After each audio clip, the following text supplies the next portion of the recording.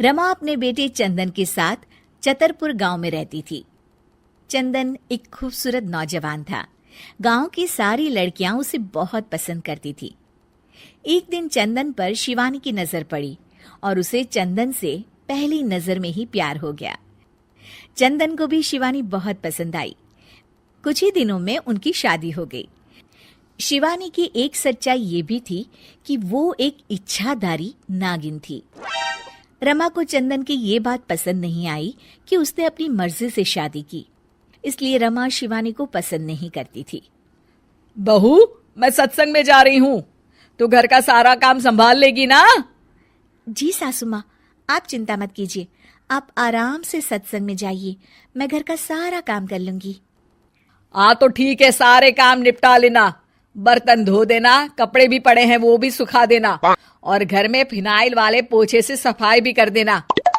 और ये देख, ये बाजार से सामान की लिस्ट लिखी है, उसे भी ले आना। हाय, शिवानी मन ही मन बोलती है, इतना सारा काम, बाप रे, बहुओं को क्या ये सारे काम करने पड़ते हैं। रमा सत्संग के लिए चली जाती है। शिवानी झाड़ू लेकर आती है और फिर सोचने लगती है, अब जब बहू बनी हूं तो इंसानों की तरह ही मुझे सारी जिम्मेदारियां निभानी चाहिए। पहले मार्केट जाकर सामान ले आती हूँ, फिर घर का काम कर लूंगी। शिवानी इच्छाधारी नागिन होने के बावजूद भी अपनी शक्तियों का इस्तेमाल ना करते हुए घर का सारा काम खुद ही करने में लग जाती है। थोड़ी देर बाद उसे बहुत थकान महसूस होती है। उफ़ो, एक बहू को इतना सारा काम करना पड़ता है, इसका पता होता तो कभी शादी ही नहीं करती, बाप रे। घर के काम करते करते उसकी कब आंख लग जाती है उसे पता ही नहीं चलता। शाम को जब उसकी सास के आने का वक्त हो जाता है, दरवाजे की घंटी बजती है और शिवानी की नींद टूट जाती है। ओह, मम्मी जी तो आ भी गई और अभी तो आधा काम पड़ा हुआ है।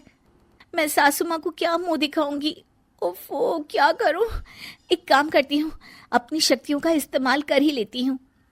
शिवानी घर का सारा काम अपनी जादुई शक्तियों से खत्म कर लेती है और फिर दरवाजा खोलती है। अरे बहू, तुझे इतना वक्त क्यों लगा दरवाजा खोलने में? माफ कीजिएगा सासू माँ, मैं सो गई थी। ओह, तो तू सो रही थी, फिर जो काम मैंने तुझे दिए थे वो तो हुए नहीं होंगे। सब कहने की बातें होती है। रमा घर में आती है और देखती है कि सारे काम हो चुके हैं। वो एकदम चौंक जाती है। अरे, इसने तो सारे काम कर दिए, वो भी इतने अच्छे से। ये इंसान के भेष में कोई चुड़ैल तो नहीं है? अब क्या हुआ सासू माँ, आप क्या सोचने लग गई? अब कुछ नहीं। चलिए खाना खा लेते हैं। अगले दिन शिवानी रसोई में काम कर रही होती है, तभी वहां उसकी सास आ जाती है। बहू, आज ना मेरी कुछ सहेलियां आने वाली है, तुम कुछ अच्छा सा बना देना उनके लिए खाने में। अब जी मम्मी जी। रमा के जाने के बाद शिवानी अपनी जादुई शक्ति से सारा काम कर देती है। शाम को रमा की सारी सहेलियां आती हैं। अरे रमा, अपनी बहू से तो मिलवा। रमा शिवानी को बुलाती है। शिवानी बहुत ही सुंदर थी। रमा की सारी सहेलियां उसे देखकर चौंक जाती हैं। अरे रमा, तेरी बहू तो बहुत ही सुंदर है, अपने बेटे के लिए चुनकर बहू ढूंढी है तूने। ये लीजिए, आप ये कचौड़ी खाइए। रमा की सभी सहेलियां खाना खाती हैं और उन्हें खाना बहुत पसंद आता है। अरे वाह भाई वाह, रमा मान गए तुम्हारी बहू को, कितना अच्छा खाना बना लेती है। उस दिन पूनम की रात होती है और शिवानी घर के कामों में इतनी उलझी रहती है कि उसे याद ही नहीं रहता कि हर पूनम की रात को वो अपने असली रूप में आ जाएगी। वो रसोई में काम कर रही होती है, तभी उसका असली रूप सामने आने लगता है।